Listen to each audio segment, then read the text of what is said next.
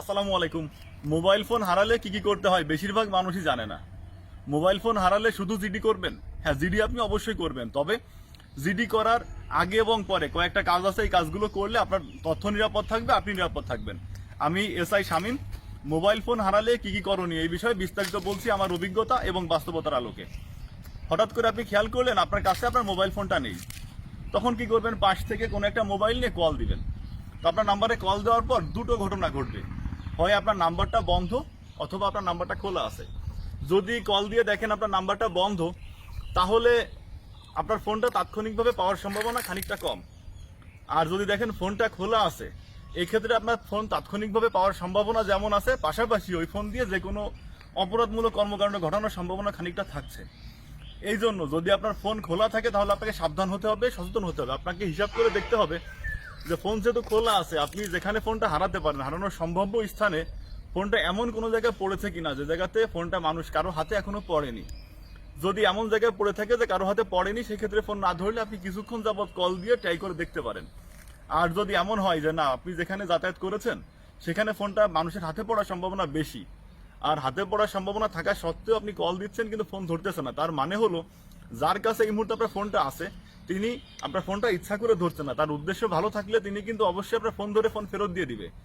এই জন্য আপনার কাজ যেটা হবে, আপনার সিম সাময়িকভাবে বন্ধ করতে হবে। সিম সাময়িকভাবে বন্ধ করতে হলে কাস্টমার কেয়ারে গেলেও পারবেন, অথবা অন্য কোনো একটা নাম্বার দিয়ে কাস্টমার কেয়ারে কল দিলে আপনি সাময়িকভাবে নাম্বারটা বন্ধ করে ফেলতে পারবেন।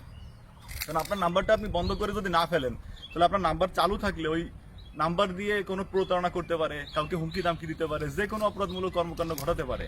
তাছাড়া এমনও তো হতে পারে ওই নাম্বারটা দিয়ে আপনার মোবাইলের ফেসবুক আইডি খোলা, বিকাশ, নগদ, রকেট, হোয়াটসঅ্যাপ, ইমো এগুলো আপনার নাম্বার দিয়ে খোলা। এই জন্য যদি আপনার নাম্বারটা বন্ধ করে দেন, তাহলে আপনার নাম্বার ব্যবহার করে কাউকে কলও করতে পারবে না, আপনার মোবাইলের কোনো আইডি বা কোনো কিছুর অ্যাক্সেস সে নিতে পারবে না। তাহলে মোবাইল ফোন হারালে যখনই বুঝবেন আপনার ফোনটা হারিয়েছে, আপনার প্রথম কাজ হবে ওই মোবাইলের মধ্যে যে সিম ছিল সিমগুলো বন্ধ করা সাময়িকভাবে। দ্বিতীয় কাজ হবে ওই মোবাইলের মধ্যে যে অ্যাকাউন্টগুলো আছে, যেমন বিকাশ, নগদ, রকেট যে নামগুলো বললাম, বা আরও যদি কোনো অ্যাকাউন্ট থাকে সেইগুলো সাইন আউট করা বা লগ আউট করা। আপনি নিজে না পারলে কারো সাহায্য নিয়ে এগুলো লগ আউট করতে হবে। এবার আসি, আমার মোবাইল তো হারালো, তাহলে আমি কোথায় জিডি করব? আপনার মোবাইলটা যে থানা এলাকায় হারাবে আপনাকে সেই থানা এলাকায় জিডি করতে হবে। জিডি কিভাবে করব? আপনার হারানো জিডির ক্ষেত্রে কিন্তু আপনাকে থানায় আসতে হবে না।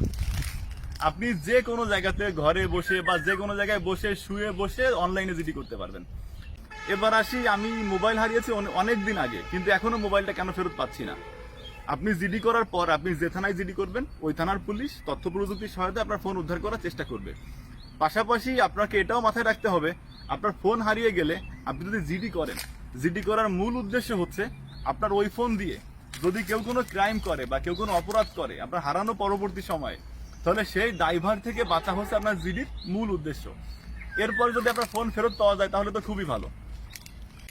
আপনার ফোন হারানোর পর ওই ফোন দিয়ে কেউ যদি কোনো ক্রাইম করে, সেই ক্রাইমটার দায়ভার যদি আপনার জিডি করা থাকে তাহলে আপনার দায়ভার নিতে হবে না। বাংলাদেশ পুলিশ তদন্ত করে তাকে আইনের আওতায় নিয়ে আসবে। আপনার এলাকার যে কোনো প্রকার অপরাধের তথ্য আপনার থানায় জানাবেন। আপনার দেওয়া তথ্য আপনাকে নিরাপদ রাখবে, আপনার পরিবারকে নিরাপদ রাখবে, আপনার সমাজকে নিরাপদ রাখবে, আপনার রাষ্ট্রকে নিরাপদ রাখবে। যেহেতু মোবাইল ফোন হারালে কি করতে হয় বেশিরভাগ মানুষ জানে না, তাই বেশিরভাগ মানুষকে জানানোর জন্য ভিডিওটি বেশি বেশি শেয়ার করতে অনুরোধ করছি। ধন্যবাদ সবাইকে, ভালো থাকবেন। আসসালামু আলাইকুম।